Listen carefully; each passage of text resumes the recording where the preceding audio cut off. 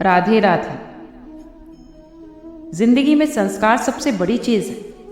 कभी भी किसी भी परिस्थिति में हमें अपने संस्कार नहीं भूलने चाहिए, क्योंकि अगर संस्कार जिंदा रहेंगे तभी हम जिंदा रहेंगे। जिंदगी में हर समस्या का समाधान होता है। जीवन में हर समस्या का समाधान किया जा सकता है। कोई समस्या ऐसी नहीं होती जिसका कोई समाधान ना हो, बस समाधान खोजने की जरूरत होती है। हमारा जीवन बहुत सुंदर है, इसे और सुंदर में बनाओ। मन ऐसा रखो कि किसी को बुरा ना लगे, दिल ऐसा रखो कि किसी को दुखी ना करे, स्पर्श ऐसा रखें कि किसी को दर्द ना हो। इंसान जब बड़ा होता है तो वो अपना बचपन भूलता है। जब शादी हो जाती है तो अपने माता पिता को भूलता है। बच्चे होते हैं तो भाई बहनों को भूलता है। अमीर हो जाता है तो गरीब मित्र को भूलता है। और जब वो खुद वृद्ध होता है तो वो भूला हुआ सब कुछ उसे याद आता है, और फिर वो याद करके रोता है। ऊंचा उठने के लिए पंखों की आवश्यकता तो पक्षियों को पड़ती है। मनुष्य तो जितना विनम्रता से झुकता है उतना ही दूसरों की नज़रों में ऊपर उठता है। बुराई को हमेशा खुद में ढूंढना चाहिए और अच्छाई को हमेशा दूसरों में ढूंढना चाहिए। यही तो असली कमाई है जो आपके साथ जाएगी।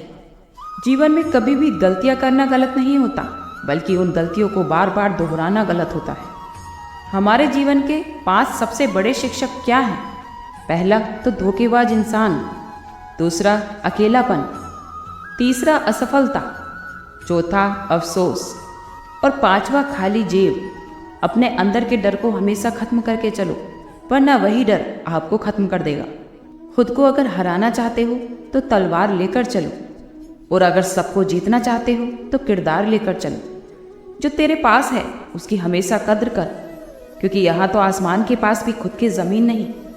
दुनिया में कोई संपूर्ण नहीं है, बस हमेशा मजबूत बने और कभी हार ना माने। लोग आपसे यही चाहते हैं कि आप बेहतर करें, लेकिन लोग ये कभी नहीं चाहते कि आप उनसे बेहतर करें। अगर इस संसार में आए हो तो जीने का हुनर रखना, दुश्मनों का डर नहीं बल्कि अपनों पर नज़र रखना। जीवन में कभी भी किसी को इतना महत्व नहीं देना चाहिए कि वो हमारे चेहरे से मुस्कान छीन ले। नाकामी वो नहीं होती कि आप गिर जाएं, बल्कि नाकामयाबी तो वो होती है कि आप दोबारा उठने से डर जाएं। हम शिक्षा तो कहीं से भी प्राप्त कर सकते हैं, लेकिन हमें संस्कार हमारे घर से ही मिलते हैं। दिमाग भी सभी के पास है, चालाकी करनी है या ईमानदारी वो तो बस आपके संस्कारों पर निर्भर करता है। जिंदगी निकल जाती है ढूंढने में कि ढूंढना क्या है, और अंत में तलाश सिमट जाती है इस सुकून में कि जो मिला कि वो भी कहाँ साथ लेकर जाना है। उम्र के साथ नज़रें भले ही कमज़ोर हो जाएं, लेकिन बहुत कुछ स्पष्ट दिखाई देने लगता है। समस्याएं जब अपनों से हों तो समाधान खोजना चाहिए, न्याय नहीं, क्योंकि न्याय में एक खुश होता है तो दूसरा नाराज, जबकि समाधान वो चीज़ होती है जिसमें दोनों ही पक्ष खुश होते हैं।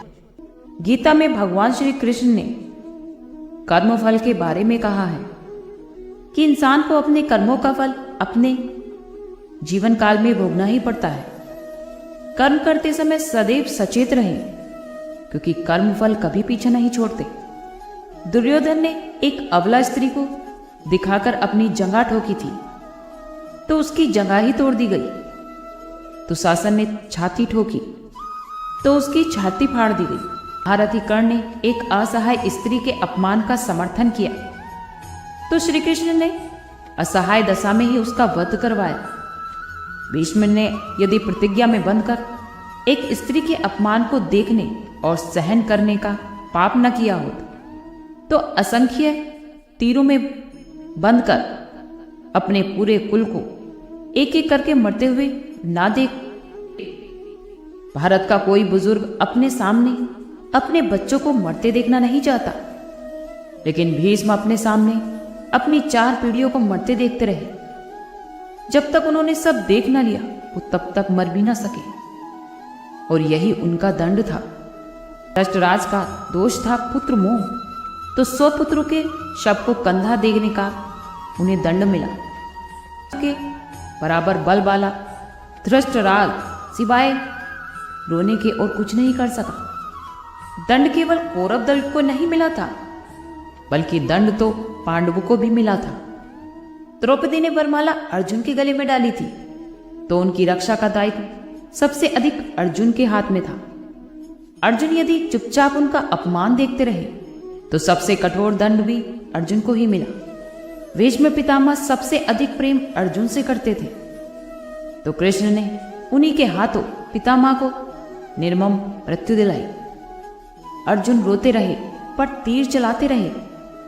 आपको क्या लगता है, अपने ही हाथों अपने अभिभावकों या अपने भाइयों की हत्या करने की ग्लानि से कभी मुक्त हुए होंगे क्या?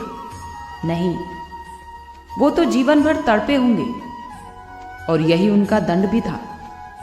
युधिष्ठिर ने स्त्री को दांव पर लगाया तो उस बात का उन्हें भी दंड मिला। कठिन से कठिन परिस्थितियों में भी सत्य और धर्म का साथ नहीं छोड़ने वाले युधिष्ठिर ने युद्धभूमि में झूठ बोला, और उसी झूठ के कारण उनके गुरु की हत्या हुई। ये एक झूठ उनके सभी सत्यों पर भारी पड़ गया। धर्मराज के लिए इससे बड़ा दंड और क्या होगा? दुर्योधन को गदायुद्ध सिखाया था स्वयं बलराम ने। एक अधर्मी को गदा युद्ध की शिक्षा देने का दंड बलराम को भी मिला। उनके सामने उनके प्रिय दुर्योधन का वध हुआ और वो चाहकर भी कुछ ना कर सके। उस युद्ध में 2 योद्धा ऐसे थे जो अकेले ही सबको दंड दे सकते थे, कृष्ण और महात्मा बर्बरी।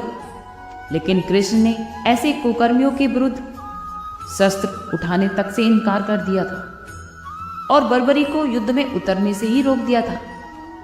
लोग पूछते हैं कि बर्बरी का वध क्यों हुआ? यदि बर्बरी का वध नहीं हुआ होता तो द्रौपदी के अपराधियों को यदाचित दंड नहीं मिल पाता।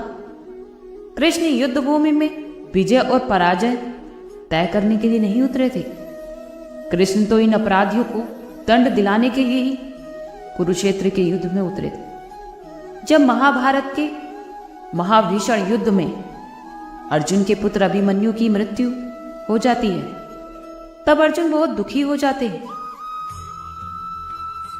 और रोते हुए श्री कृष्ण से कहते हैं, हे माधव, मैं अपने पुत्र के बिना नहीं रह सकता। मेरा पुत्र तो युद्ध में मर गया है, मैं ये कैसे सहन कर सकता हूं? मैं भी खुद को समाप्त कर लूंगा। ये बात सुनते ही भगवान श्री कृष्ण ने अर्जुन को आत्मा के लोक में लेकर गए, जहां अभिमन्यु आनंद से बैठा हुआ था। ये देखकर अर्जुन बहुत खुश हुआ और खुशी खुशी रोते हुए अभिमन्यु गले लगाते हुए कहता है, मैंने तो तुम्हारे बिना जीने की उम्मीद ही छोड़ दी थी, लेकिन अब मैं तुम्हें छोड़कर कहीं नहीं जाऊंगा। ये सुनकर अभिमन्यु ने कहा, हे महाशय, आप कौन हैं? मैं तो आपको नहीं जानता। तब अर्जुन बोले, मैं तुम्हारा पिता हूं और तुम मेरे पुत्र हो। तब अभिमन्यु ने कहा, कौन पुत्र और कौन पिता? मेरे तो हजारों जन्म हुए हैं। किसी जन्म में आप मेरे पुत्र बनते हैं तो किसी जन्म में मैं आपका पुत्र बनता।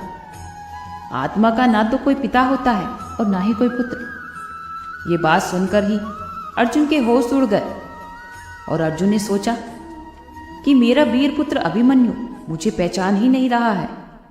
उसी समय अर्जुन का सारा पुत्र मोह खत्म हो गया।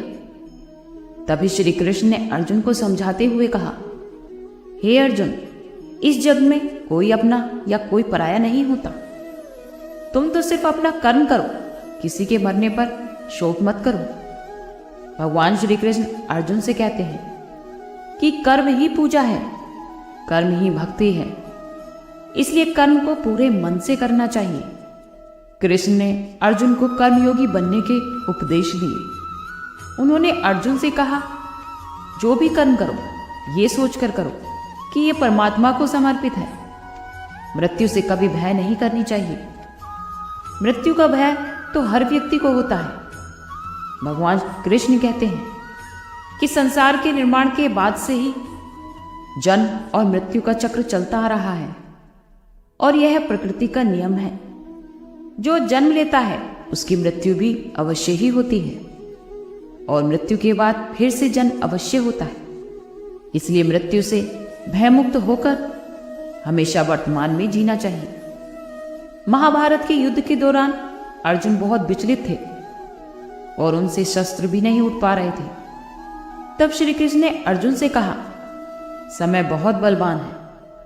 यदि तुम ये सोचते हो कि तुम शस्त्र नहीं उठाओगे और पापियों का संहार नहीं होगा, अरे अर्जुन, तुम तो एक निमित्त हो। इनका संहार लिखा है और वो जरूर होगा। तब श्री कृष्ण ने अर्जुन को कहा, भूत और भविष्य की चिंता करना तो व्यर्थ है। वर्तमान ही सत्य है। जब तुम असमंजस की स्थिति में रहो और कुछ समझ ना आए तो सब कुछ परमात्मा पर छोड़ दो और बस अपना कर्म करो। परिस्थितियां चाहे कितनी भी बुरी क्यों ना हो, बस यही सोचो कि समय सबसे बड़ा बलवान है। समय अच्छा हो या फिर बुरा, एक समय बीत ही जाएगा। जब भी किसी अपने की मृत्यु होती है, फिर चाहे वो बेटा हो, माँ हो, पिता हो, बहन हो, या पति हो, पत्नी हो, या फिर दिल के बहुत करीब हो, तो उसके मरने के बाद दुख के साथ पीड़ा भी होती है। और ये पीड़ा समय के साथ कम भी हो सकती है, लेकिन बढ़ भी सकती है।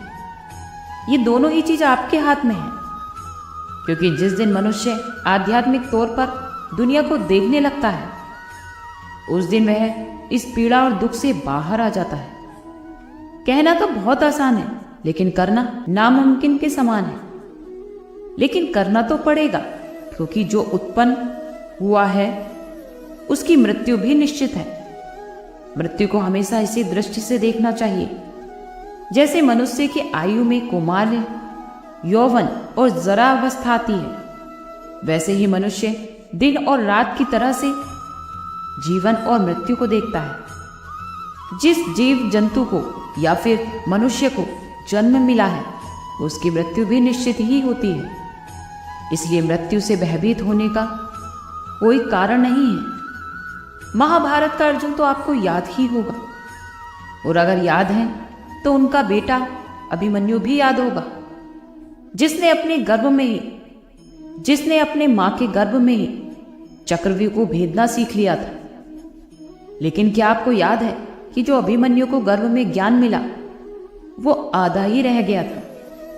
इसका कारण है कि अभिमन्यु की माता सुभद्रा बीच में ही सो गई थी। इसी कारण अभिमन्यु को चक्रव्यूह भेदना तो आता था, लेकिन उससे बाहर निकलना नहीं आता था, क्योंकि ये सब तो पहले से ही तय था। क्योंकि अभिमन्यु ने जिस शरीर के तौर पर जन्म लिया, तो उसकी मृत्यु पहले से ही निश्चित थी। अभिमन्यु की मृत्यु के बाद अर्जुन बहुत परेशान हुए थे। तब श्री कृष्ण ने अर्जुन को एक स्वप्न दिखाया। उसने देखा कि कृष्ण चतुर्भुज रूप में शेष शैया पर शयन कर रहे हैं और अभिमन्यु उनकी सेवा में व्यस्त था। अर्जुन अभिमन्यु कहते कहते उनके पास तक गए, लेकिन अभिमन्यु ने उनसे कहा कि वो जन्म तो मेरा सामयिक जन्म था, शाश्वत नहीं। मैं कुछ दिनों के लिए अभिमन्यु बन गया था, लेकिन मैं सचमुच अभिमन्यु नहीं हूं। तब अर्जुन की समझ में आया कि कोई भी आत्मा यदि किसी के शरीर को कुछ समय के लिए धारण कर लेती है, तो वह उसका शाश्वत रूप नहीं होता। जैसे कोई व्यक्ति एक नाटक में कोई किरदार निभाता है, तो वह एक सामयिक पात्र होता है, ना कि शाश्वत। जितनी देर वो नाटक चलता है, उतनी ही देर वो उस पात्र की एक्टिंग करता है। नाटक समाप्त होने के बाद वो उस पात्र को ही भूल जाता है। इसलिए हमेशा अपने कर्मों पर ही ध्यान दें और हमेशा अच्छे कर्म ही करें। आज के लिए इतना ही। कल फिर मिलते हैं एक नई वीडियो के साथ। खुश रहिए, स्वस्थ रहिए।